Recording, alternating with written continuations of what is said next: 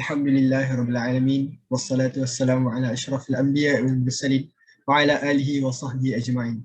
Assalamualaikum warahmatullahi wabarakatuh. Salam ukhuwah, salam kasih sayang dan salam satu Malaysia.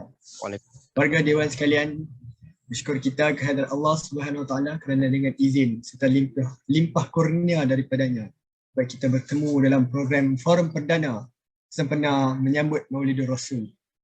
InsyaAllah bersama saya Mustaqim sebagai moderator sepanjang forum pada petang yang berbahagia ini. Sebelum kita mengupas tajuk ini dengan lebih mendalam terlebih dahulu, mari kita berkenalan dengan dua orang ahli panel kita pada hari ini. Jangan ganggu, jangan ragu dan jangan risau kerana warga Dewan sememangnya tidak asing lagi dengan panel-panel kita pada hari ini. Iaitu panel yang pertama, kita perkenalkan iaitu Dr. Akil Amza yang merupakan pendakwah terkenal. Apa khabar Doktor? Sihat? Alhamdulillah sihat saja. Seterusnya panel kedua kita yang merupakan ustaz atau pendidik yang sering memberi ceramah di sekolah-sekolah iaitu Tuan Haji Hakim. Apa khabar Ustaz? Alhamdulillah sihat juga masih. Baik. Okay. Kita dah berkenalan dengan panel-panel kita. Jadi bertepatan dengan bulan mulia yang penuh berkah ini iaitu Rabiul Awal, bulan di mana menjadi satu permulaan kepada kita. Lahirnya seorang manusia yang sangat mulia iaitu Nabi Muhammad sallallahu alaihi wasallam. Maka sudah semestinya pada hari ini kita meraihkan dan memperingati kelahiran baginda Nabi Muhammad sallallahu alaihi wasallam ke dunia. Sallallahu alaihi wasallam. Jadi di sini saya ada satu pantun yang mungkin berkait rapat dengan kita punya tajuk kita pada hari ini. Cantik kutuman bunga dahlia, pohon melati di tepi perigi. Rasulullah junjungan mulia, halus pekerti indah peribadi. Jadi tajuk kita yang akan dibincangkan ialah mengenai keunggulan akhlak Rasulullah sallallahu alaihi wasallam. Jadi sebelum kita nak teruskan majlis ni dan bertanyakan soalan kepada panel-panel kita kenal dulu dengan ringkas biodata dan juga sirah Nabi Muhammad sallallahu alaihi wasallam. Nabi Muhammad sallallahu alaihi wasallam dilahirkan pada 12 Rabiul Awal iaitu hari Isnin tahun Gajah ataupun disebut sebagai 570 Masih. Dia dilahirkan di rumah bapa saudaranya iaitu Abu Talib di Mekah Al-Mukarramah. Jadi ada beberapa pendapat yang mengatakan Nabi lahir pada 8 dan juga 9 Rabiul Awal. Tapi ulama ni telah bersependapat Nabi Muhammad sallallahu alaihi wasallam dilahirkan dalam bulan Rabiul Awal dan kebanyakannya adalah 12 Rabiul Awal. Jadi ayah Nabi kita perlu kenal iaitu nama ayah Nabi iaitu Abdullah dan nama ibu Nabi iaitu Aminah. Nabi ni dilahirkan dalam keadaan anak yatim di mana ayah dia telah meninggal dunia ketika Nabi masih dalam kandungan dan ibu Nabi Muhammad sallallahu alaihi wasallam meninggal ketika Nabi berusia 6 tahun. Jadi setelah meninggalnya kedua ibu bapa Nabi Muhammad sallallahu alaihi wasallam, Nabi telah dijaga oleh datuknya iaitu Abdul Muttalib dan juga seterusnya dijaga oleh Abu Talib. Nabi kita ni mempunyai banyak orang isteri dan antara yang terkenal adalah Siti Aisyah dan juga Khadijah. Nabi juga dikurniakan dengan 7 orang anak. Seperti yang kita selalu nyanyi, anak Nabi kita ada 7 orang, 3 laki-laki, 4 perempuan. Qasim, Abdullah, Ibrahim, Fatimah, Zainab, Ummi Kalsum, Siti Rakiyah. Itu antara lagu-lagu yang kita selalu dengar kan. Okay, jadi pada usia 40 tahun, Nabi menerima wahyu yang pertama iaitu di Gua Hira di mana pelantikan Nabi dan Rasul akhir zaman. Jadi pada usia 53 tahun pula, Nabi telah berpindah dari Mekah ke Madinah dan ditemani oleh rakan baiknya iaitu Abu Bakar As-Siddiq. Pada usia 63 tahun, wafatlah Nabi yang terakhir iaitu Nabi Muhammad sallallahu alaihi wasallam pada usia 63 tahun. Jadi setelah kita mendengar sedikit tentang Nabi Muhammad sallallahu alaihi wasallam, kita berbalik kepada tema kita hari ini iaitu keunggulan akhlak Rasulullah sallallahu alaihi wasallam. Baiklah kita pergi kepada panel yang pertama. Soalan pertama kita pada malam ini ialah kita dilihat di Malaysia ini sendiri sistem politik negara semakin bergolak dan juga kucar-kacir dalam mentadbir negara. Jadi apakah pendapat doktor cara untuk mengatasi masalah ini berdasarkan akhlak kepimpinan Rasulullah semasa menjadi seorang pemimpin? Jadi dipersilakan panel pertama Dr. Akil. Baiklah, bismillahirrahmanirrahim. Alhamdulillahirabbil alamin. Wassalatu wassalamu ala asyrafil anbiya'i wal mursalin wa ala alihi washabihi ajmain. Terima kasih saya ucapkan kepada saudara moderator Encik Mustaqim. Uh, saya sangat suka dengan soalan ni sebab bagi saya pemimpin di negara kita ni sepatutnya mencontohi apa yang Rasulullah SAW buat. Jadi sebenarnya ada banyak akhlak yang kita boleh contohi. Tapi saya ambil satu. Saya ceritakan satu dulu. Okey. Yang saya rasa paling penting yang perlu diamalkan oleh pemimpin di negara kita untuk mencontohi akhlak Rasulullah ialah keadilan. Sebab keadilan ni akan menentukan sama ada kepimpinan kita itu berada di jalan Allah ataupun tidak. Jadi saya ambil satu contoh. Ketika Nabi Muhammad SAW dia nak pergi ke Madinah, di situ terbentuknya satu piagam bertulis pertama di dunia, iaitu piagam Madinah. Jadi dalam piagam Madinah ni dia adalah dia punya perlembagaan kan.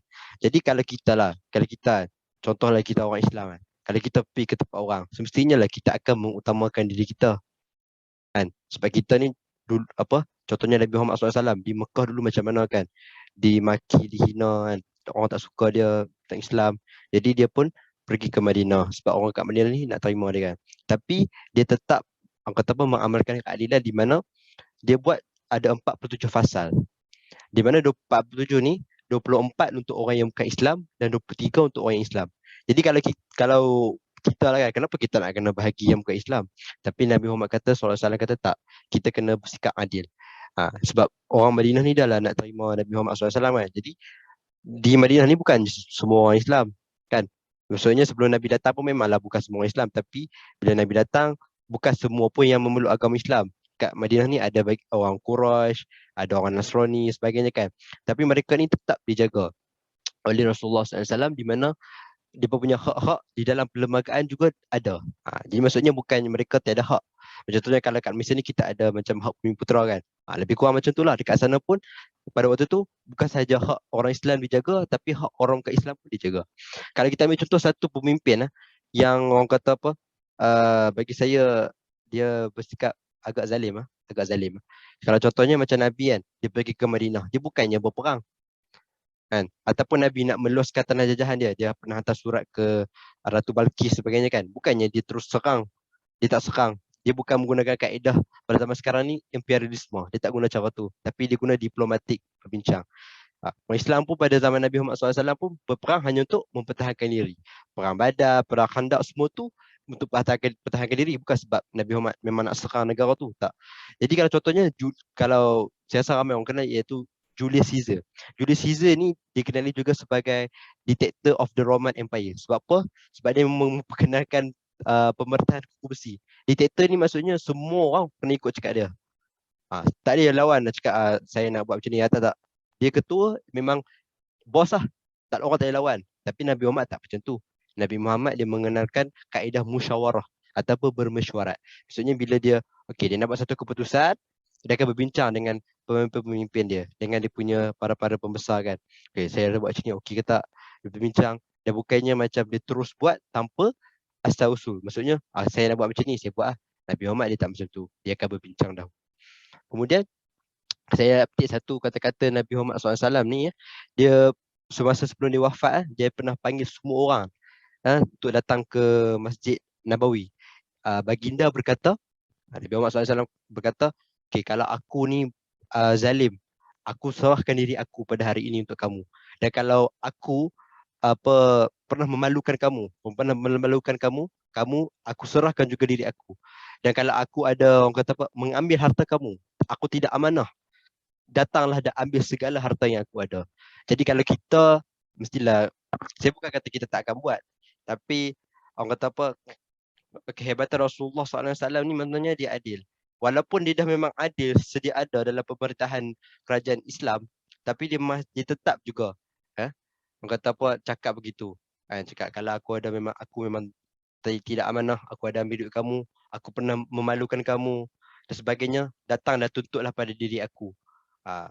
Dan juga Nabi Muhammad SAW pernah bersabda juga dalam hadis, dia kata, demi Allah, baginda berkata, demi Allah, jika Fatimah, anak puteri kesayangan aku, kita tahu Fatimah ni adalah anak kesayangan Nabi Muhammad.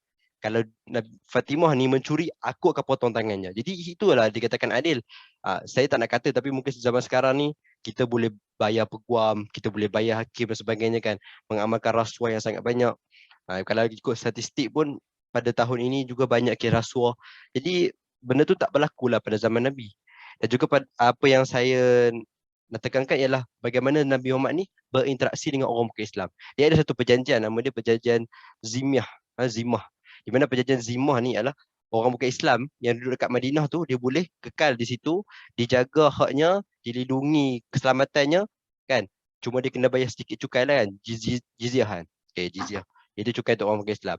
Dan juga Nabi Muhammad SAW bertegas. Baginda berkata, kalau ada siapa yang maknanya ahli zimah ni kan, ahli zimah ni orang yang ke Islam di Madinah ni kan, yang tak kacau orang kan. Azimah ni syarat dia boleh amalkan agama dia. Dengan syarat dia tak memaksa orang lain masuk agama dia. Kalau siapa ada anak yang ahli zimah ni kan, dia telah menganiaya aku. Dan sesungguhnya siapa yang menganiaya aku, dia telah menganiaya Allah Subhanahu Wa Taala. Jadi di situ kita tengok Nabi Muhammad SAW ni, dia bukan saja menjaga kebajikan orang dia sendiri, orang Islam kan, tapi dia menjaga orang bukan Islam juga. Jadi kalau saya rasa benda ini perlu untuk orang pemimpin di Malaysia ambil peduli. Sebab bagi saya keadilan ni semakin hari semakin rapuh. Bukannya tak ada pemimpin adil, tak ada. Tapi mungkin perlu diramaikan lagi, perlu dipertingkatkan lagi, perlu contohi bagaimana Nabi berurusan dengan orang bukan Islam supaya tak timbulnya isu rasis dan sebagainya. Jadi saya rasa itu saja. Terima kasih. Terima kasih Dr. Akil atas penerangan serta jawapan yang sangat jelas. Dari sini kita boleh melihat sendiri bagaimana akhlak kepimpinan Rasulullah itu, iaitu adil dalam menjalankan kepimpinannya.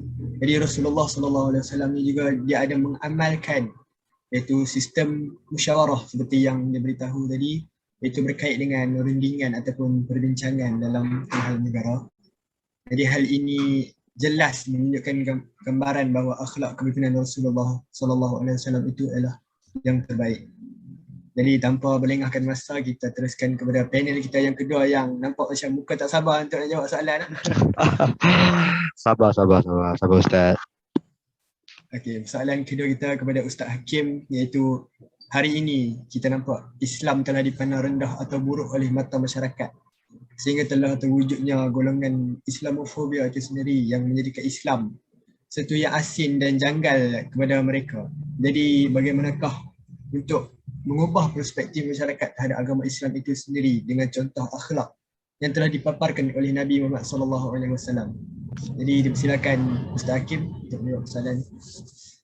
Assalamualaikum warahmatullahi wabarakatuh. Alhamdulillah wassalatu wassalamu ala Rasulillah wa ala alihi washabihi wa man tabi'ahu wa Allah. Dr. Mustaqim dan Dr. Akil, tidak dapat dinafikan begitu banyaknya ayat Al-Quran yang memuji akhlak Rasulullah yang begitu mulia. Di antaranya Allah berfirman dalam surah Al-Ahzab ayat 21. Sekejap, Ustaz Hakim, kamera tak nampak. Ya. Kamera tak nampak? Mustaqim, saudara moderator. Okey, dah bagus, mantap. Okey, boleh teruskan. Sekarang nampak tak lagi? Sekarang tak nampak lah.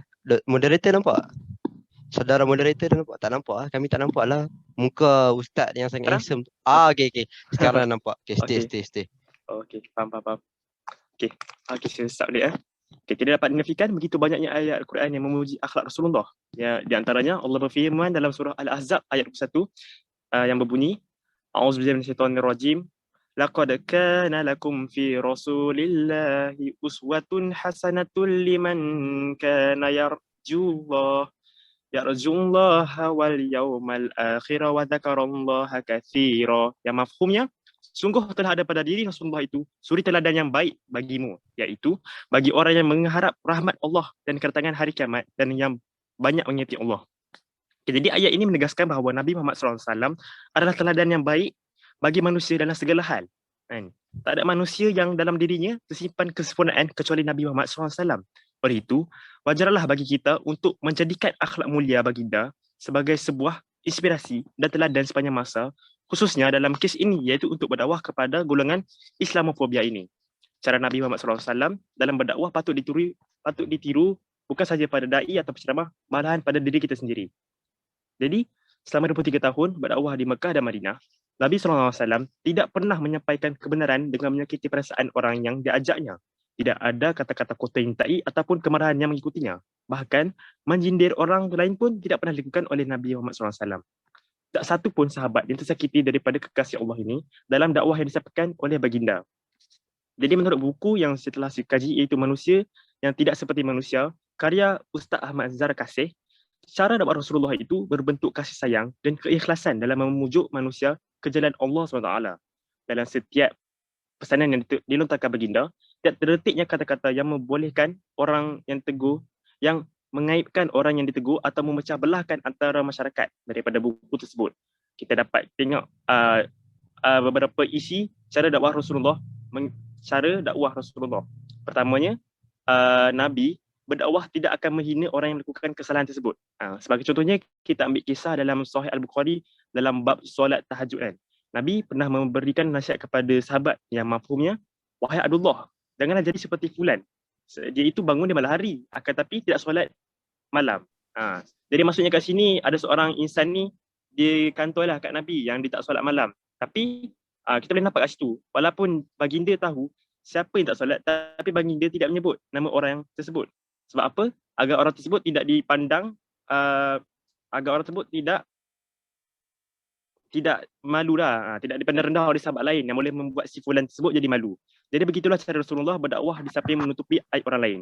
Yang keduanya, kita lihat baginda selalu mengedepankan baik sangka. Diriwayatkan oleh semua ulama sunan, iaitu Imam Abu Daud, At-Tirmizi, An-Nasa'i, Ibnu Majah, Bukhari dan juga Muslim. Nabi Muhammad pernah bersabda, sesiapa yang bertidur ataupun lupa sehingga meninggalkan solat, maka baginya menggantikan solat tersebut. Sebab tu dia bangun. Jadi maksudnya kat sini, wajib bagi kita untuk qada waktu solat bagi yang meninggalkan solat sebab tidur ataupun lupa. Jadi mazhab 4 Sunni ni disepakat bahawa qada itu wajib bagi mereka yang meninggalkan solat. Apa-apa pun alasan dia, tak kira dia tidur ke, dia lupa kan. Jadi lupa dan tidur sahaja yang masuk dalam kategori yang Nabi bersabda. Dia tak cakap pun sebab malas ke sebab apa. Sebab apa? Sebab Nabi berbaik sangka. Berbaik sangka. Okey. Maksudnya di sini, Muslim itu pada asasnya tidak mungkin meninggalkan solat. Kalaupun tertinggal solat, mesti sebab ketidaksengajaan ataupun sebab memang tidak boleh dikawal. Mungkin dia lupa ataupun mungkin dia juga dia tertidur. Oleh sebab itu, Nabi menyampaikan sesuatu sambil mengajarkan baik sangka dan adab. Okey, bagi pada contoh yang akhlak Nabi yang menunjukkan kasih sayangnya, yang ketiga iaitu Nabi tidak membalas laknat dengan laknat. Nah, Muslim pun tidak didiskriminasikan oleh Rasulullah. Tidak ada sindiran ataupun menyakitkan perasaan. Sebagai contohnya, riwayat Al-Bukhari dalam bab Al-Istizan, ada seorang Yahudi datang ke rumah Nabi sambil dia berkata, kecelakaan bagimu Muhammad. Kalau kita kena tu kan, orang diletaknya Yahudi tu sambil datang rumah orang tiba-tiba kata celaka kan.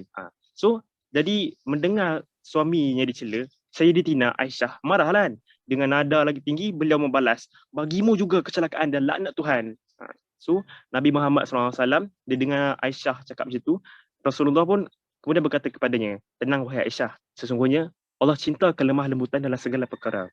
Kemudian Nabi menjelaskan bahawa menjawab salam seperti itu cukup dengan kalimah wa'alaikum. Tidak perlu marah sambil melaknat sebab Allah mencintai kesatuan dalam segala perkara.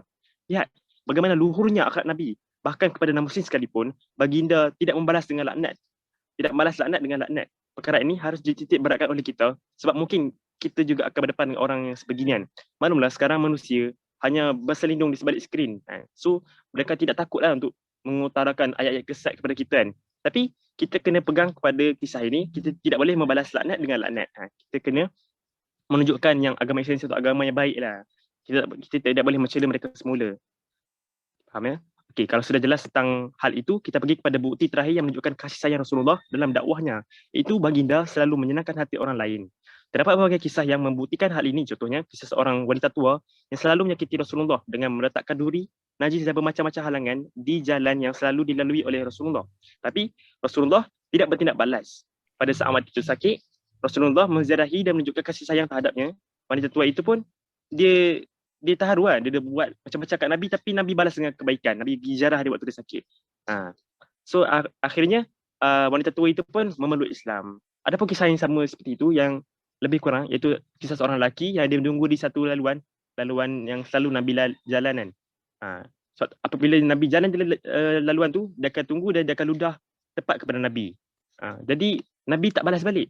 Dan perkara ini berlarutan sehingga berhari-hari. Sehingga satu hari tu orang yang meludah ni dia jatuh sakit. So dia tak pergi tempat tu. Nabi pun heran. Kenapa hari ni tak ada pula? Selalunya ada je orang yang ludah dia kan. Tapi bagi dia kan. Tapi hari ni tak ada pula. So bagi dia pun pergi ke rumah orang tersebut dan orang tersebut pun macam kes tadi dia terharu dan akhirnya dia pun memeluk Islam. Okey. Begitulah karakter Nabi. Beliau bersikap santun kepada sesiapa pun dan memang itulah misi beliau sebagai Rasul. Kerana itu, mari kita berdakwah sebagaimana Nabi berdakwah dengan arif dan santun. Jika kita menunjukkan keagresifan kepada golongan Islamofobia ini, tentu pandangan mereka terhadap Islam tidak akan pernah berubah. Mereka akan memandang Islam ini satu agama yang teroris kan, kalau kat Amerika kan. Mereka memandang Islam ini satu agama yang ganas, keganasan. Maka nampak orang Arab. Macam mana? Ya, nampak kita ni seolah-olah kita ni macam nak serang mereka sebab peristiwa 9/11 kan. Ganas kan. Ya. Apa peristiwa Twin Tower tu kan. Okey. Ya, betul. Okey. Ini tu pandangan mereka. Namun dengan mencontohi akhlak Rasulullah yang baik, ia akan menarik perhatian mereka untuk menarik perhatian mereka untuk mengenal Islam dengan lebih lanjut, insya-Allah. Itu saja daripada saya. Terima kasih. Terima kasih Ustaz atas jawapan yang sangat jelas dengan bukti-bukti yang sangat jelas. Kalau kita dengar betul-betul penerangan tersebut, mungkin kita akan dapat antara isi penting yang boleh mengabarkan akhlak Rasulullah SAW dalam berdakwah, iaitu pertama sekali tidak menghina orang yang melakukan kesalahan, yang kedua berbaik sangka, yang ketiga tidak membalas laknat dengan laknat, dan juga yang keempat menyenangkan hati orang lain. Jadi kita boleh ambil pengajaran ataupun contoh Rasulullah SAW berdakwah ni untuk kita gunakan di dunia ni. Seterusnya kita pergi ke soalan terakhir sebab kita mungkin kesudahan masa. Jadi soalannya ialah, sejauh manakah akhlak Rasulullah SAW ni telah dipraktikkan di Malaysia? Jadi kita mendapatkan pendapat daripada Dr. Akir terlebih dahulu. Baiklah, soalan yang bagi saya sangat luas. Untuk saya kata sejauh manakah orang di Malaysia ni kan mengamalkan akhlak Rasulullah. Saya tak orang kata apa, orang milenial cakap judge lah. Saya tak judge. Cuma kalau kita ikut fakta, masih ramai lagi yang bagi saya belum mengamalkan secara sepenuhnya. Saya bagi contoh daripada statistik Suruhanjaya Pencegahan Rasuah Malaysia, SPRM, tahun 2020 sehingga bulan Oktober ni kan, 2021 Oktober, terdapat 817 kes rasuah. Di mana dia terdiri pada golongan penjawat awam dan juga orang biasa. Dan juga kita juga tahu pada 8 Disember hari itu, Mahkamah Rayuan telah menjatuhkan telah menolak rayuan daripada bekas Perdana Menteri kita tentang kes rasuah beliau. Jadi bagi saya masih lagi kita perlu tingkatkan lagi. Dan kalau saya nak cerita satu kes yang saya rasa saya paling ingat lah, pada tahun 2014 di mana terdapat 2 orang perempuan yang berumur 17 tahun di mana saya tak nak bagi tahu, boleh cari sendiri, tapi memang kes ni berlaku di Malaysia lah. 2 orang perempuan di Malaysia ni lah, di sebuah negeri. Dia telah dirogol oleh 38 orang lelaki. Cuba anda bayangkan kalau saya lah kan, anak saya dirogol oleh 38 orang lelaki. Memang satu, dia memang trauma lah kan. Trauma daripada segi seksual, dia punya pemikiran seksual kan. Yang kedua, macam mana dia nak hidup sejak daripada dia kena tuan. Masyarakat di Malaysia ni, saya tak nafikan ada yang baik, ada yang tolong. Yang bagus lah bagi saya. Tapi kita masih tahu lagi, ramai lagi orang yang akan memandang serong terhadap mereka. Kalau daripada kes jenayah pun, pada tahun 2019, ada 16,902 kes yang melibatkan kes bunuh, rogol, samun dan mencederakan orang. Jadi 16,000 ni, dekat Malaysia ni ada 32 juta rakyat Malaysia. Tapi takkanlah kita nak kata, disebabkan 16,000 ni sikit, kita tak payah ambil tahu. Mana boleh. Kita nak semua orang itu bersikap baik. Sebab kalau contohlah kes bunuh tu kan, kalau tak kena dekat ahli keluarga kita, kita boleh bertenang kan, kita boleh relax, tak apalah. Tapi kalau kena dekat diri kita sendiri, dekat keluarga terdekat kita, dekat orang yang kita sayang, apa perasaan kita? Nabi Muhammad tak pernah bunuh orang tanpa sengaja kan. Nabi Muhammad mungkin pernah bunuh orang di peperangan. Itu nak mempertahankan negara Islam, mempertahankan syiar Islam. Tapi Nabi Muhammad tak pernah lah nak bunuh orang tanpa sengaja. Ataupun dengan sifat dendam, tak ada. Nabi Muhammad hanya bunuh orang di medan peperangan untuk mempertahankan syiar Islam. Tak pernah lah dia nak bunuh orang. Aku tak suka lah dia ni, aku bunuh. Tak pernah. Apatah lagi jenayah rogol dan mencederakan orang. Dan kalau kita dengar cerita daripada Ustaz Hakim tadi kan, orang yang mencederakan Nabi Muhammad, bukan Nabi Muhammad SAW yang mencederakan orang. Itu pun orang yang mencederakan Nabi Muhammad tu, Nabi Muhammad tak buat apa-apa pun. Nabi Muhammad cakap jangan, kita bersabar, kita dengan kelembutan. Juga yang semakin bagi saya yang agak teruk ialah kes penagih dadah lah. Okay, dekat 2019 ni ada 25,267 kes. Di mana bila mereka isi dadah ni, mereka hilang kawalan. Jadi mereka boleh buat apa saja. Nak bunuh orang, nak rogol, semua boleh jadi bila dia ambil dadah. Jadi bagi saya, masih lagi perlu ditingkatkan. Bukan tak ada orang yang amalkan akhlak Rasulullah, tapi bagi saya, still masih lagi kena banyak lagi intervensi yang perlu dilakukan oleh pihak jabatan agama, guru pendidikan Islam di sekolah sendiri, dan juga yang bagi saya paling penting, ibu bapa. Sebab ibu bapa tu yang akan mencorakkan anak-anak dia. Jadi itu saja pendapat saya. Terima kasih. Terima kasih kepada Dr. Akil atas pandangan yang diberikan. Kita dapat lihat bukti-bukti yang telah dijelaskan oleh Dr. Akil itu sendiri untuk melihatkan sejauh manakah akhlak Rasulullah itu dipraktikkan di Malaysia. Jadi kita lihat pula pandangan daripada Ustaz Hakim tentang sejauh manakah akhlak Rasulullah ini dipraktikkan di Malaysia. Jadi teruskan kepada Ustaz Hakim kita. Terima kasih kepada saudara Mustaqim. Baiklah, untuk menilai agama Islam itu, janganlah kita melihat penganutnya. Kerana yang sempurna itu agamanya, bukanlah penganutnya. Jujur saya cakap, masih terdapat kelompokan akhlak bagi komuniti di Malaysia ini. Namun bagi saya majoritinya, kalau kita ambil yang kebanyakannya, ya, saya bersetuju bahawa gaya hidup di Malaysia ini mengikuti akhlak Rasulullah SAW. Pertamanya, perihal peri kemanusiaan. Kesan akhlak mulia juga dapat menjadikan manusia itu berperi kemanusiaan ataupun berbuat baik dalam menggauli kaum kerabat mereka, sama ada mereka itu kerabat dari pihak ayah ataupun yang mempunyai saudara mara, yang mempunyai hubungan kekeluargaan. Allah SWT menyuruh umatnya supaya beradab atau berbuat baik terhadap kedua ibu bapa lebih daripada orang lain. Ini kerana kedua ibu bapa lah yang berperanan dalam kehidupan mereka. Bila berperi kemanusiaan bertapak dalam diri seseorang, sudah tentu akan melahirkan perasaan saling menghormati serta menyayangi di antara satu sama lain. Okey, contohnya kita dapat lihat kan, sewaktu menjelang hari peristiwa-peristiwa besar, contohnya hari raya puasa, ribuan anak-anak daripada perantauan akan balik semula ke kampung untuk melepaskan rindu mereka, bertemu semula dengan ibu bapa mereka walaupun mereka terpaksa berhadapan kesesakan lalu lintas selama berjam-jam. Ini menunjukkan betapa sayangnya mereka terhadap ibu bapa mereka. Ada juga pun anak-anak yang sanggup tidak sambung belajar semata-mata untuk menjaga ibu bapa mereka yang sakit seperti stroke dan sebagainya. Subhanallah. Itu satu contoh akhlak yang telah diamalkan oleh masyarakat Malaysia. Seterusnya, bagi isu ibadah kita tengok pula. Masyarakat Malaysia mengambil kisah akan ibadah yang telah digariskan oleh agama.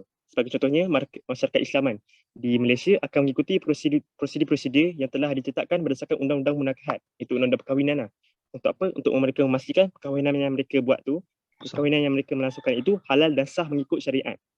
Dan itu bagi contoh perkahwinan. Bagi contoh yang lain, contohnya gerakan dakwah di Malaysia tidak pernah berhenti. Kita lihat markas tabligh Malaysia kita, iaitu di Masjid Jami' Seri Petaling, tidak putus-putus menghantar jemaah ke dalam ataupun keluar negara untuk menyebarkan dakwah dalam menyeru manusia untuk beribadah kepada Allah SWT. Okey. Akhir sekali, akhlak yang jelas ditunjukkan dalam masyarakat Malaysia adalah ukhuwah sesama masyarakat. Kita dapat lihat masyarakat amat peramah sekali antara satu sama lain, biarpun baru saja bertemu di kedai-kedai kopi ataupun tempat kerja. Kita mudah saja untuk bertegur antara satu sama lain dan bergurau sendal, kan? Tak macam negara-negara luar. Kan? Contohnya negara Korea, kita tengok sosial eksperimen dilakukan oleh para YouTuber. Kita dapat lihat masyarakat sana tidak akan mempedulikan hal-hal yang dilakukan oleh orang selain daripada diri mereka sendiri. Sebab itulah kalau orang-orang luar datang ke negara kita, mereka akan takjub, mereka akan terkejut dengan budaya negara kita yang ramah terhadap pelancong-pelancong yang datang kan. Kita dapat hal ini mungkin sebab kita terikut-ikut akan adab tertentu yang telah diamalkan oleh orang-orang tua dahuluan yang telah diwariskan kepada kita. Contohnya ada adab dengan tetamu. Contohnya. Jadi jika seseorang Islam itu melazimi serta melaksanakan akhlak mulia sebagaimana yang telah dianjurkan oleh Al-Quran dan Sunnah, maka akan lahirlah perasaan lemah lembut, hormat menghormati sesama manusia serta akan terhindar sikap suka menyakiti orang lain. Oleh itu, jelaslah bahawa masyarakat Malaysia mengikuti akhlak yang ditunjukkan oleh Rasulullah SAW.